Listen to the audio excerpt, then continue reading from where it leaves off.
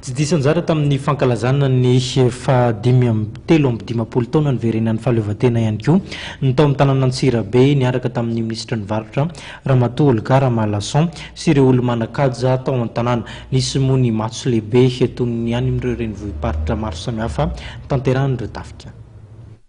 Nanome voninahitra ny fankalazana ny fahatelo amby dimapolo taona ny fetin'ny fahaleovantena tao Vakinankaratra ny ministra ny Varotra Varotra Olga Ramalason naraha andresolo-tena ny mpiasa teo amin'ny ministera sy ireo avy amin'ny vohibeparitry ny Varotra Antsirabe.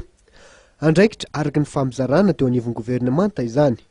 Fankalazana izay natao teo ambany fehiny lehibe amin'ny Varotra Antsirabe. Nanamarika amin'ny fotoana ary ny fisafonan'ny tafika izay nataon'ny lehibe ny faritra ka narahiny matso nataon'ireo tafika tao Vakinankaratra sy ireo sekoly rehetra tao atoerana, ireo mpianatra miaramila sy polisy ao Antsirabe ary ireo mpanao fanatanjahantena. Nampiseho ny mampiavaka azy avokoa ny rehetra. Nisy ny fanorona maro-boninahitra, Chevalier de l'Ordre National sy mérite sportif izay mitotaly 720. Raha matoa ministra ny Varotra, andriamatoa lehibe ny faritra Antsirabe ary ny chef district no nanolotra zany.